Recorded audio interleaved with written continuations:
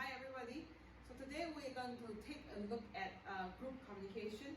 We have learned different types of communication: interpersonal, verbal, non-verbal. Today we are going to look at an interesting aspect of a communication. It is called group communication.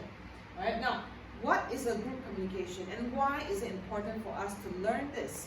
Now, when you learn the mechanics and the fundamental principles behind group communication, you can form better groups, you can communicate better, especially when you are in the university setting, when you need to form groups all the time for your assignments. So when you understand the dynamics and how I should do it, probably the assessment, your assignment outcome, the experience of doing a project will be much more enhanced because you understand the mechanics of group communication. First of all, we need to understand what is a group. Now, based on our understanding, a group is a collection of people who fulfill the criteria. You come to a group of friends because members share a common goal. You like a particular thing. Or let's say, we have a lot of groups, a lot of clubs in Curtin. So we call them, let's say, K-pop group, let's say the anime group, let's say the drone group. These people share a common goal and a common interest. Also, we have similar expectations about the belonging and we follow the norms. When you are in a group, you know that, okay, when I'm in this particular group, there are things that I can do, there are things that I can say, and there are things that you can't do and can't say. So those are also one of the reasons why groups are formed and how groups are being formed. Groups also create an identity. For example, let's say you are in the Glee Club, or we don't have Glee Clubs here. Let's say you are in the K-pop group. Okay, so when we understand that you are in the K-pop group or the drama group, we know that you have a certain passion towards drama and acting or towards Korean pop culture. So it creates your identity, it creates who you are. So a lot of people, they form friendships, they form personal relationships because of the groups, because the identity they carry. Also, groups influence each other and develop strategies to control and maintain the group.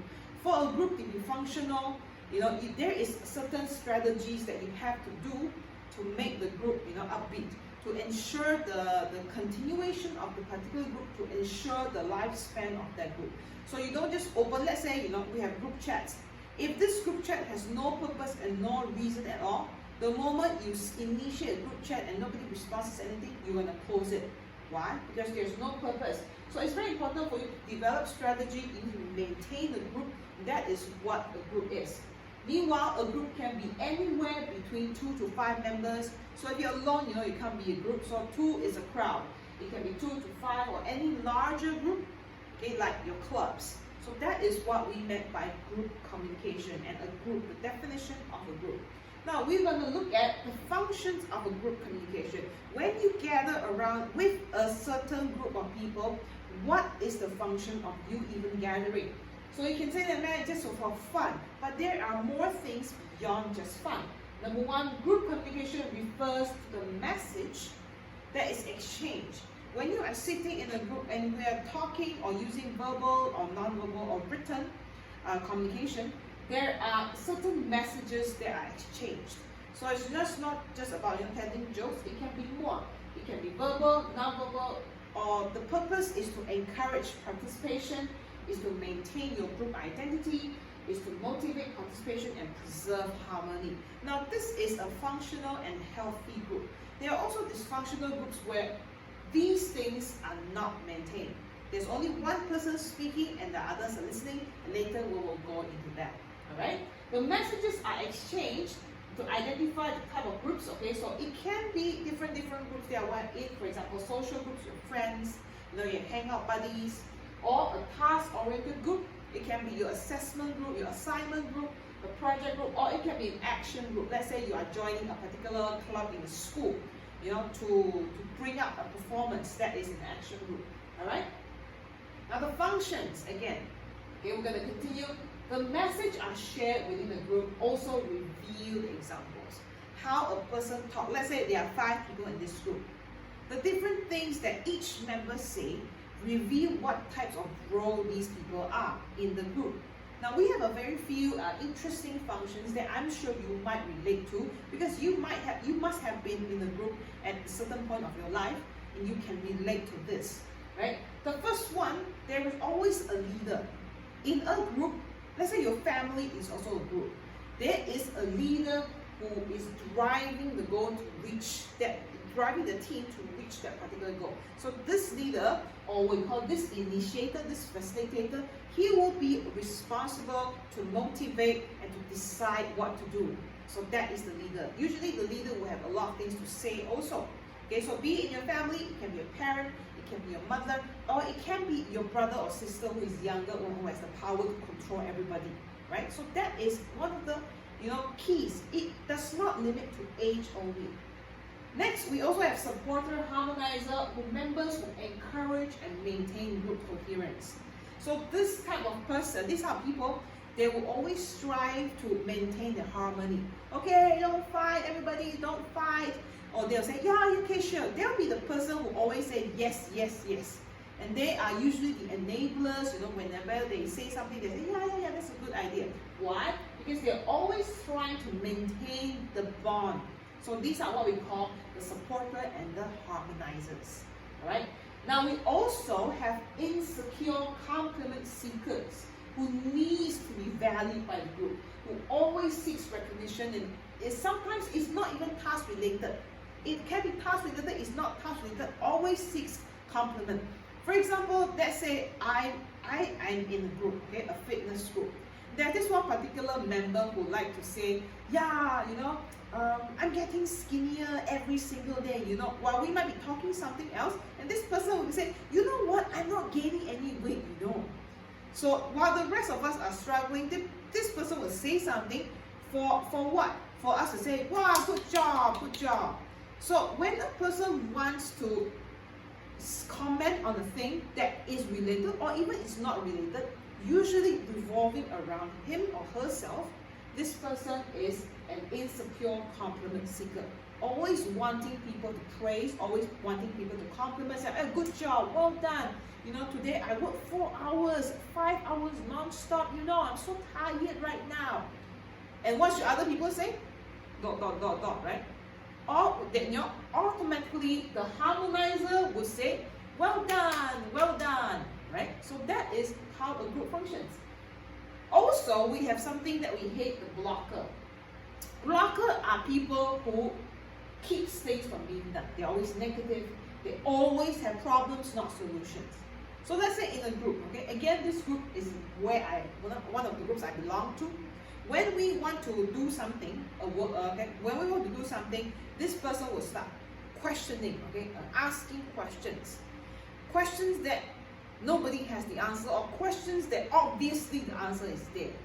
Or when I say, hey, let's do this job, let's get this job, but I don't, but there's a problem, but. So there's a lot of buts coming out from this particular person who tries to hinder the job being done and giving problems instead of solving the problem.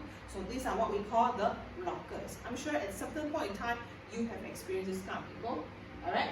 Next, we have another interesting character in the group, is called the withdrawer. Now, what are the withdrawers? Withdrawers remove themselves from the group activities, only participate when it's forced to. Like everybody will give a solution, and this person will come and say, I agree. That's it. When the problem is solved, or when I start, tagging your name or start, what do you think, Jane? Only then the person will say, okay, I agree. So this person does not contribute to anything, and it only comes out when she or he is being forced, right? That's what we call the withdrawers. Now, these are various roles that you can encounter in your group, especially in your degree assignments, right? So now these are the types of groups. First of all, we have interest groups. It can be your friends, right? People who share the common interests, okay? Study groups, gaming groups, sports groups. We have friendship groups. They're fun related. You are connected because you like the company of each other, right? You like being with them.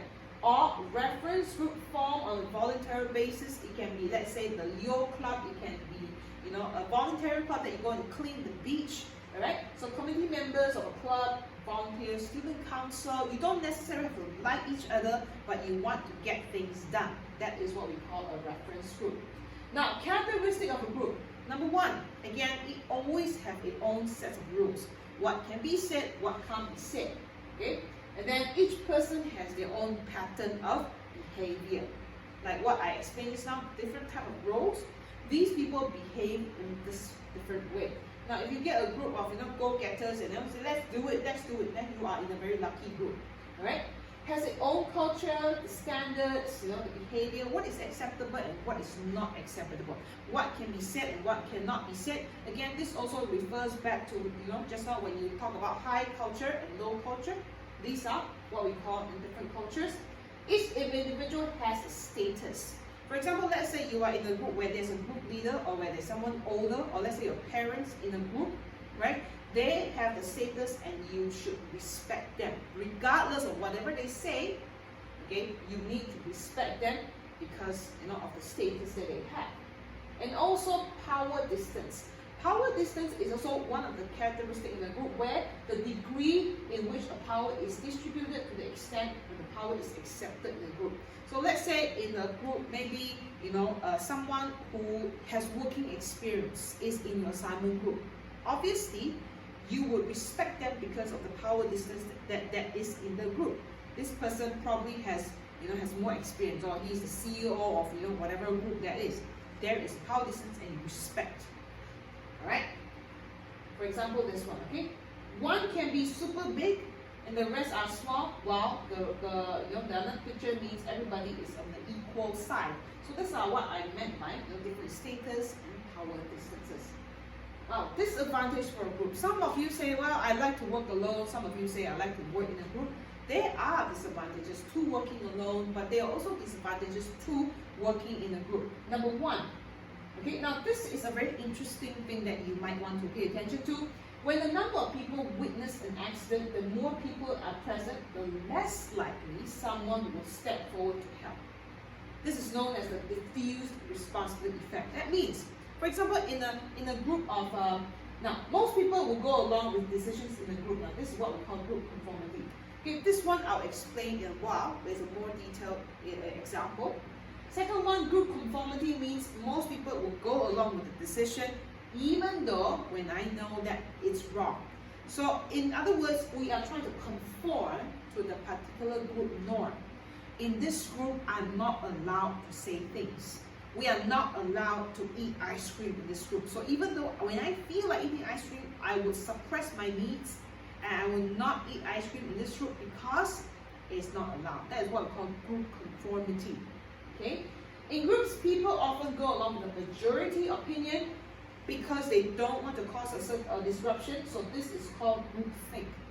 Let's say in your family, mom wants to do gardening, but you don't want to do gardening, you want to sleep, right? But because you don't want to cause arguments between, in your family members, you just say, okay, sure.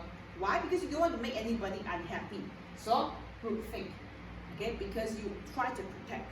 Group conformity means you blend in because others don't like it, so you conform to what they are behaving like. Now, we're going to take a look at diffuse responsibility effect, like what I said just now. Okay, what is this? Now, Layton and Darley popularized this concept based on this Kitty Genovese murder. Now, this is a very interesting case in which, please take a look in the YouTube link, okay, to further understand this very interesting concept. Now, perceived diffusion of responsibility, it means that onlookers are most likely to intervene if there are no witnesses. Now, similarly, if there are a lot of witnesses, onlookers will not intervene. Let's say, okay, so this video and this research is about a person, this girl, who was being chased because somebody wants to kill her. So there's a lot of people around saying, oh my God, that girl is being chased. Somebody is running to kill her. So although they saw her being at the verge of being murdered, nobody did anything. Why? Because everybody thinks that, okay, somebody will call the police, she will call the police, he will call the police. Similarly, when you pass by an accident, there's a person, accident, And then you would say, well, I think somebody else has already called the police. Let me not. I should not call. So you're going to look around to say, if there's a lot of people, I will not do it. That is what we meant by diffuse responsibility effect. Now, it is also influenced by social influences where individuals in the group monitor the behavior of those around them to determine to act. Have you had this instance when you know that, okay, I want to help this person, but then before I help this person, I'm going to look around to see if there's anybody helping. If there's nobody helping, I also don't want to help. Why? Because you are trying to conform to that particular group. You are trying to diffuse the responsibility to every other people around you, thinking that other party might do it. Alright? Now, in Genevieve's case, each onlooker concluded that neighbors' inaction, that their personal help was not needed. So please take a look at the video to further understand this very interesting case. Right? Now, most people will just take out their phones and capture pics or videos. Now, if you see somebody, getting shot or chasing down the road by a burglar, most probably you will just take a video, right? Instead of, for first reaction of safety is to call the authorities. So this is what we call diffuse responsibility effect. Now the second part, group conformity. Group conformity is this. Sherry found that a person who first views a phenomenon occurring under a certain condition will adapt similar behaviors. Like I said, the word conform. You are trying to adapt the particular group, that particular behavior. Okay, again, there's a video for you to watch. Okay, what does it say? Now, private acceptance versus public compliance. Again, I repeat, for example, in a situation where somebody, let's say the person has a heart attack, okay, you know deep down that it's very important for me to call 911, but you're gonna look at other people first. Now, private acceptance means what you feel deep down, while public compliance means is everybody doing it? Let's say I flip out a $50 bill right now. I say, okay, who wants this money? Come and get it. Now, I've done this with students before, and the first thing that student will do is, look, is anybody coming? Is anybody coming to get the money? Even though there's a right in front of your eyes is a $50 note, right? So people won't do it. Why? Because again, confirm public compliance. I want the money, but at the same time, I want to see what other people react. That is what we call public compliance. It also depends on social influences. Groups tend to exert more pressure to conform on newcomers, okay, who have not earned the right to deviate from group norms. Let's say that's why when we see a group of bullies, so bullies usually come in groups. They are not alone. They always have a gang leader, a ringleader, and this ringleader will be the one who's telling what to do. You buy my lunch. You get this. You get that. And when a newcomer wants to be protected, he will join the group and he will say, all the rules will be exerted onto the youngest member because she is a newcomer. So he has to follow and he has to stand and look at somebody else being bullied because the ringleader says so. Even though he doesn't feel like it, even though in terms of public acceptance, he can't. Alright, so that is what happens, and why would you see that, hey, why do people just stand and watch other people getting bullied? Wow, there's something you can do. Okay, because of group conformity. You want to be accepted. Alright, now, another interesting aspect is groupthink. As you can see, this picture says it all. Do we agree? Very obvious, this is the boss. Yes, yes, yes, yes. They might say yes, however, in their hearts, they say no, bad idea, we're doomed. Therefore, groupthink is a phenomenon where people conform to the decisions, you agree to the decision because you don't want to feel outcast. You don't want to feel like, I am adding errors, I'm creating disrupting the group. So Janice said it's a mode of thinking that people engage when they're deeply involved in a cohesive group. When you know that the group has a particular strong bond, you would agree to whatever being said, although you have other opinions. Now, group harmony is prioritized over making accurate judgment. So if you are in a group, let's say with your bosses or in your family, the elder leader will make decisions, even though you know that the decision might be wrong, right? So this is what we call groupthink. Everybody thinks the same way. The emphasis is placed on group cohesion. What is group cohesion? The sticking together of the group, the harmony of the group, okay, and solidarity. All right, so that is how group think is. Everybody thinks the same way. Opposing ideas are suppressed. Let's say your mom asks, what do you want to eat? I want to eat chicken rice. No, cannot. So the mom will decide what to do, and whatever your ideas are given, in the end you're gonna behave in such a way that I will say what you want to hear. I will not say what I'm thinking, but I will say what you want to hear. Okay? Now there's a lot of advantages of groupthink. Okay? Yes, harmony will be preserved, but number one, decisions are subject to social influences. Okay? So the decision is not holistic, it's based on one particular person. I say yes because my friends all say yes. Diffusion of responsibility for outcomes. You know that this boss said, okay, today we will make sure that everyone will work, instead of working 10 hours per week, per day, you're going to work 14 hours per day. Everybody knows that this is a bad idea. However, nobody dares to say something because it's okay, I'll wait for Anita to say, it's okay, I'll wait for so and so to say. Everybody's waiting for everybody to say. In the end, nobody says anything. Okay, and the decision is being made and we all suffer. So that is the disadvantage of groupthink. Diffusion of responsibility happens. Lower efficiency. Only one person is in charge of making decision. There's a struggle for power and competition. Right? So if a person is always in charge, if there's a threat or they feel, threatened. Suppression of creativity and innovation. Nobody is allowed to say anything. What I say is the decision for all. So nobody has the room to express any form of creativity, right? And that's it for group communication. So you can see that based on this lecture, we have different aspects, different roles, different functions, different characteristics, and different disadvantages of how group communication can make the group dysfunctional. So it's very important for you to understand these concepts and to know how can you be a better group member in your group and to make your group more effective. All right, thank you very much. That's all from me.